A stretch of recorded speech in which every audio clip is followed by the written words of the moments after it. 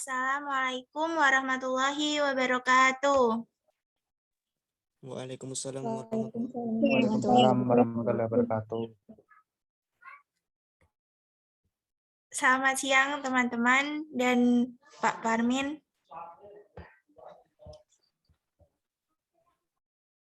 Kami dari kelompok 5 akan menyampaikan materi tentang unsur, senyawa, campuran, dan koloid. Nah, anggota dari kelompok 5 yaitu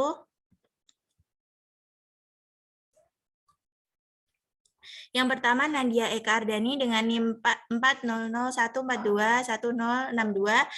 Yang kedua Rebecca Dwi Wijaya dengan NIM 40014211063. Kemudian saya sendiri Nisfil Amelia Ramadhani NIM 40014211068. Dan yang terakhir Dava Satrio Rizky Wicaksono dengan NIM 40014211074. Berikut adalah peta konsep dari materi yang akan kami sampaikan.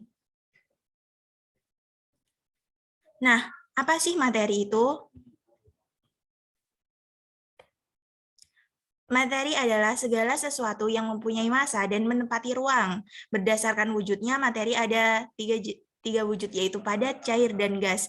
Berdasarkan komposisinya, yaitu ada zat tunggal dan campuran. Berikut adalah topik-topik yang akan kami sampaikan. Untuk topik pertama dan kedua akan disampaikan oleh Saudara Nadia. Kepada Saudara Nadia, saya persilahkan.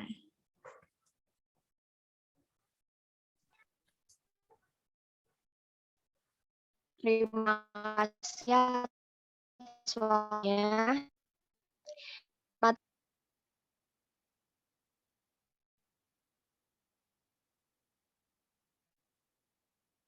Materi selanjutnya yaitu ada unsur, bisa di next.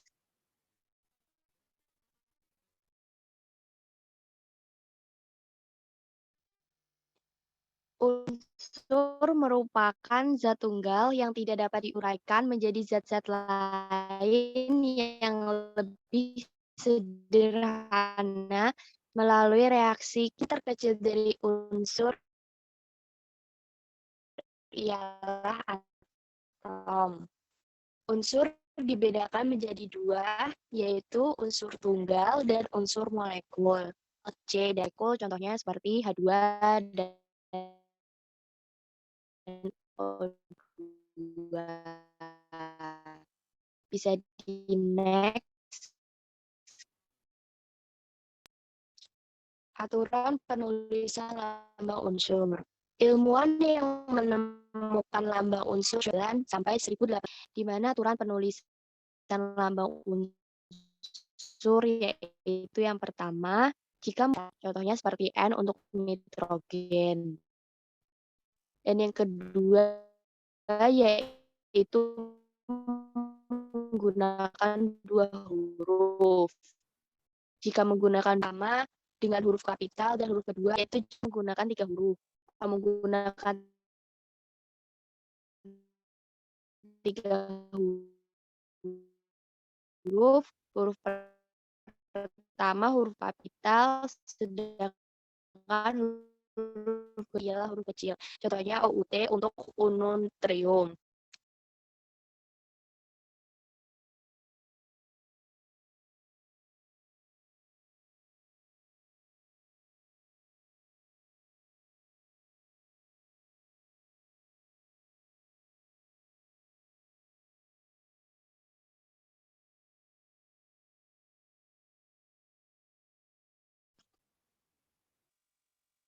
Contoh penamaan unsur. Contoh penamaan unsur ada bisa dilanjut.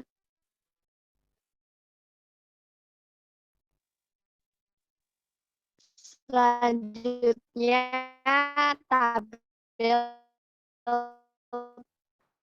periodik.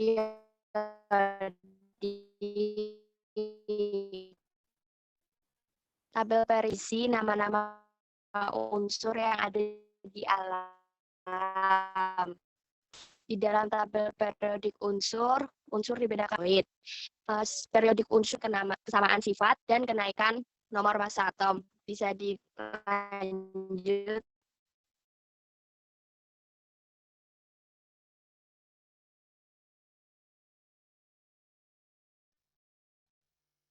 Selanjutnya yaitu senyawa.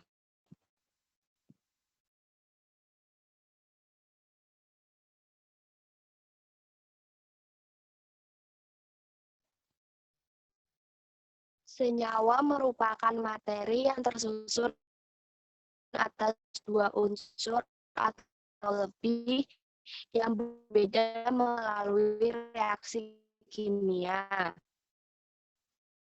Bisa dilihat di dalam tabel dapur, di mana gula pasir C12, air H2O, garam dapur NaCl, amonia NH3.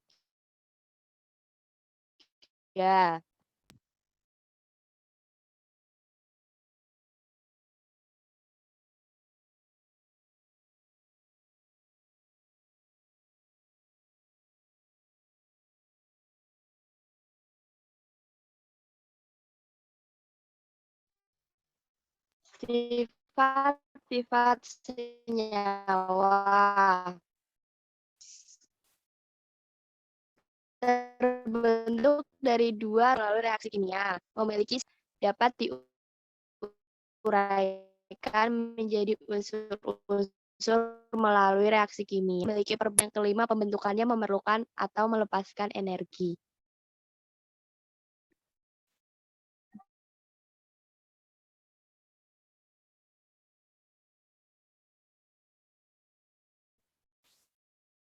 Baik, terima kasih atas pemaparan dari Saudara Nadia. Selanjutnya yaitu campuran.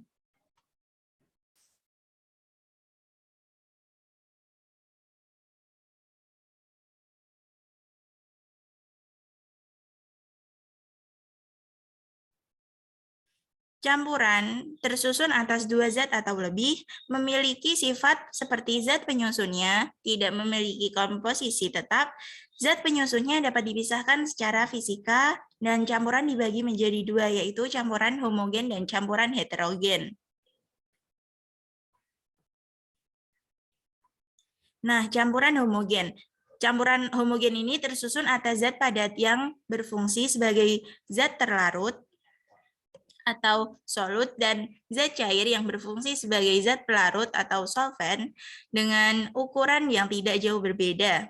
Hasilnya bening dan tembus cahaya, tidak ada endapan saat didiamkan, zat-zat penyusun tercampur sempurna, contohnya air dengan gula, air dengan sirup, dan lain-lain. Terbagi menjadi tiga, yaitu larutan asam, basa, dan garam.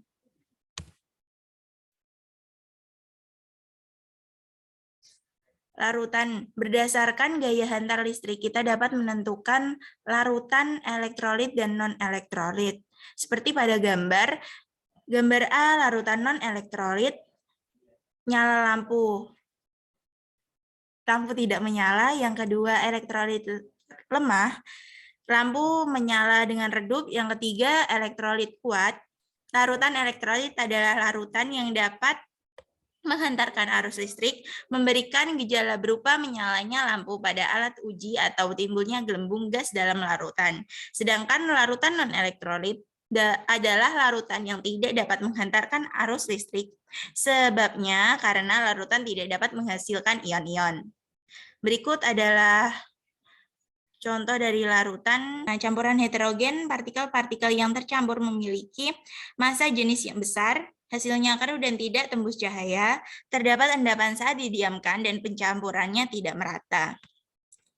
Suspensi. Nah, suspensi adalah cairan yang mengandung partikel padat, atau dengan kata lain, suspensi adalah campuran cairan yang heterogen dan padatan terlarut dalam cairan.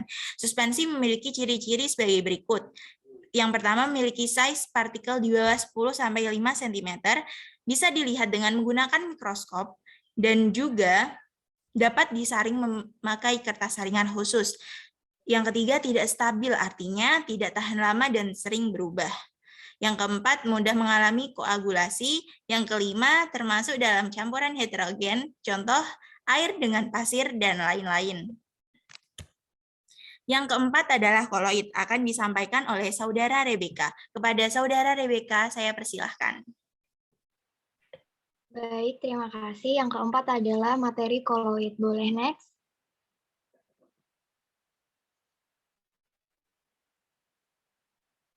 Koloid. Koloid merupakan jenis campuran heterogen yang terbentuk karena adanya dispersi suatu zat ke dalam zat lain yang dicampurkan.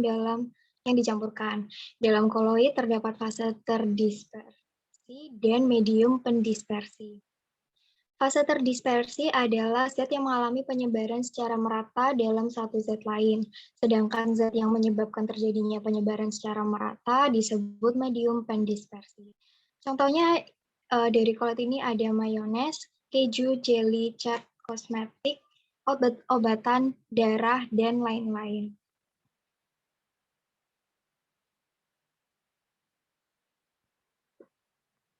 Boleh next?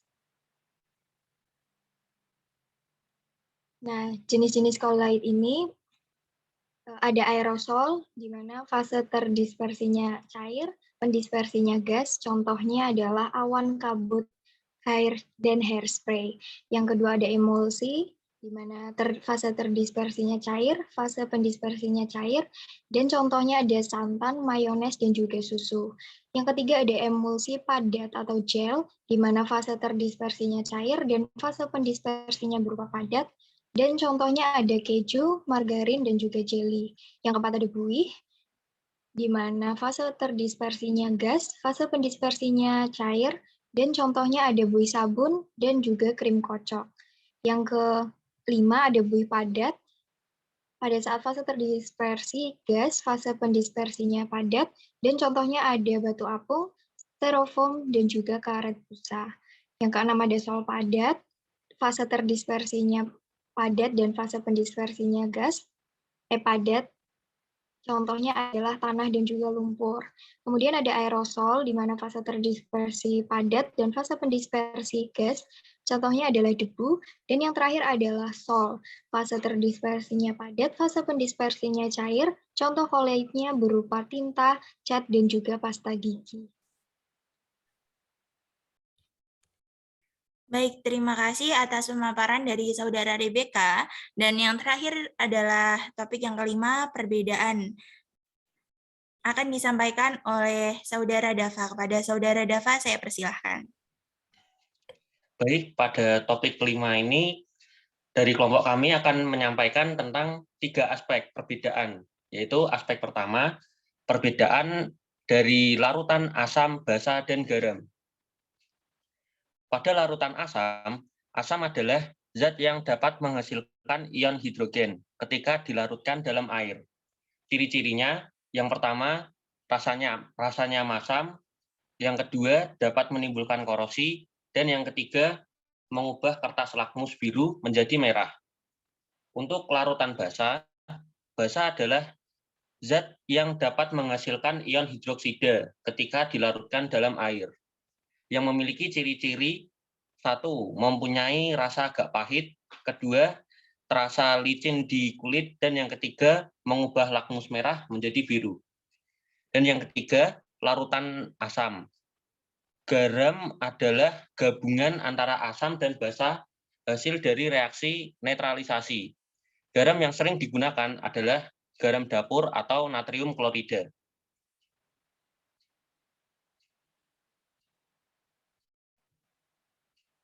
Aspek yang kedua yaitu perbedaan larutan elektrolit dan non-elektrolit. Pada larutan elektrolit memiliki larutan yang mampu menghantarkan arus listrik. Senyawanya dalam pelarut air dapat terionisasi, dan hasil pengamatan menunjukkan lampu menyala dan terdapat gas pada elektrode. Sedangkan pada larutan non-elektrolit, yaitu larutan tidak mampu menghantarkan arus listrik. Senyawanya dalam pelarut air tetap dalam bentuk molekul, dan hasil pengamatan menunjukkan lampu tidak menyala dan tidak ada gas pada elektrode.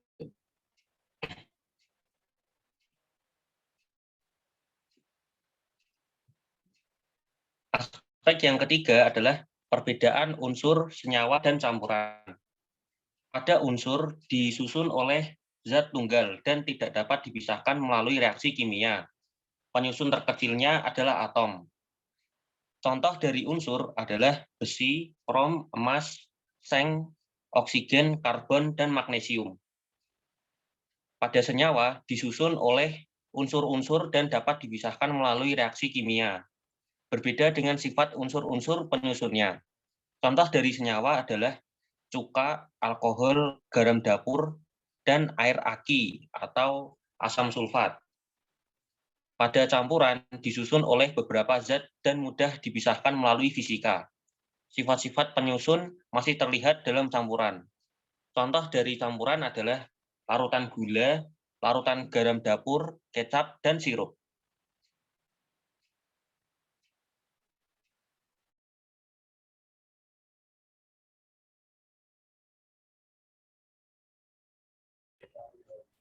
Baik, terima kasih Saudara Dafa atas pemaparannya.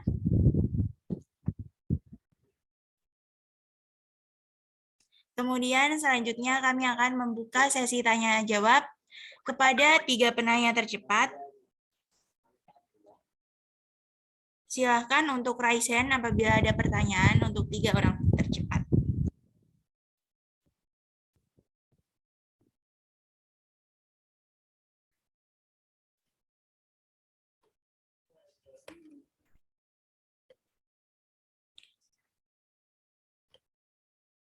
Apakah sudah cukup jelas, teman-teman?